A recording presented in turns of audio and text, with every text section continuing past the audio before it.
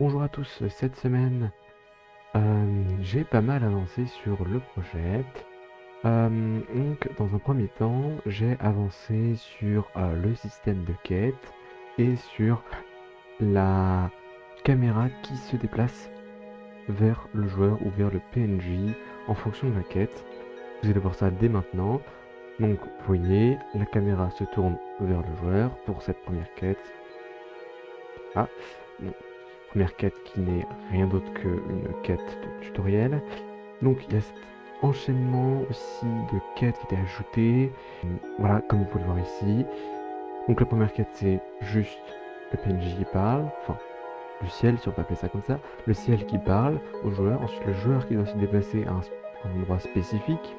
Et là ici c'est le ciel qui reparle et qui se retourne vers le joueur pour nous inviter à aller voir un autre PNJ pour pouvoir démarrer une autre quête. Donc, voilà. Et ici, quand on va voir l'autre PNJ, ce que j'ai aussi ajouté, c'est cette méthode pour pouvoir pour enchaîner deux quêtes. Puisqu'en fin de compte, là, entre les trois premiers événements, si je peux appeler ça comme ça, donc que le ciel nous parle une première fois pour nous dire comment nous déplacer, aller à l'endroit le deuxième et encore une fois un dialogue pour le troisième. C'est totalement séparé au niveau des fichiers, au niveau du code de cette quête, qui est totalement indépendante par rapport à la précédente. Et donc ici, vous pouvez voir, il y a un petit bug au niveau du caractère. Donc c'est parce que c'est des caractères qui ne sont pas dans les polices de base. Donc c'est juste une faute de frappe en fait.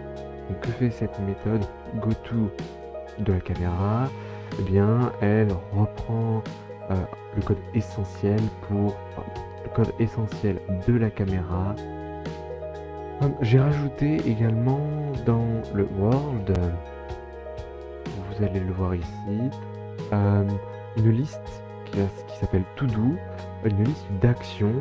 Donc c'est une liste d'actions, ça va être simplement une méthode qu'on va pouvoir redéfinir à chaque fois. Donc pour chaque action qu'on va faire, cette action va être appelée par le monde. Comme on va pouvoir le voir ici, voilà. Donc à la fin de chaque update du monde, on va prendre toutes les actions qu'il y a à faire en plus et les exécuter, et après on va clear cette liste puisque ce ne sont pas des actions qu'on va faire à chaque update. Autrement, si c'est le cas, il va falloir créer une nouvelle liste. Après, j'ai également mis à jour l'inventaire et donc là voilà, vous pouvez le voir ici, on est en haut. Donc la mise à jour de l'inventaire elle se fait là. Donc la quête que je viens de finir donne des items dans l'inventaire. Donc ce que j'ai rajouté par rapport à ce qu'il y avait avant, c'est le fait qu'on ait un nombre d'items. Ici vous pouvez voir 5, ça peut changer en fonction de la récompense qui est donnée par la quête. Et comparé à avant, le descriptif de l'item est mis sur le côté, parce que s'il n'est pas mis sur le côté, il y a un petit problème, c'est que le 5 il va venir par-dessus ce petit encadré qui va être problématique, puisqu'au final ça n'a pas trop de sens qu'il soit au-dessus plutôt qu'en dessous. Mais bon, la police c'est toujours ce qui apparaît en dernier dans la méthode d'affichage. Il n'y a pas de profondeur au niveau de l'interface, donc c'est vraiment ce qui arrive en dernier qui arrive le plus devant au niveau de l'affichage. C'est pour ça que ici on voit également que le texte est sur le cadre et non pas derrière le cadre. Comment ce système de récompense a été mis en place? Alors c'est pas très compliqué. Donc dans la classe Reward, chaque quête a une récompense.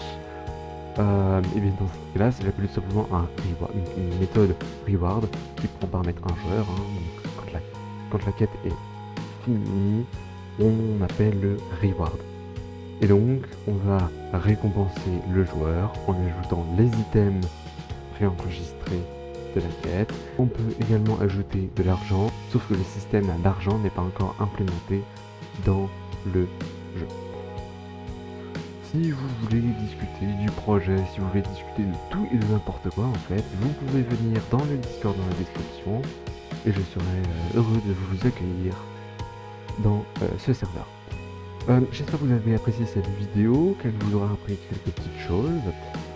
Je vous invite à laisser un pouce bleu, à vous abonner si ce n'est pas encore fait. Et moi je vous dis à la prochaine pour de nouveaux devlogs et de nouveaux tutoriels. N'hésitez pas à mettre d'ailleurs des petites suggestions dans les commentaires. Et je pourrai voir ce que vous voulez et en faire un tutoriel. Merci à vous, je vous souhaite une bonne journée. Allez, salut tout le monde. Ciao.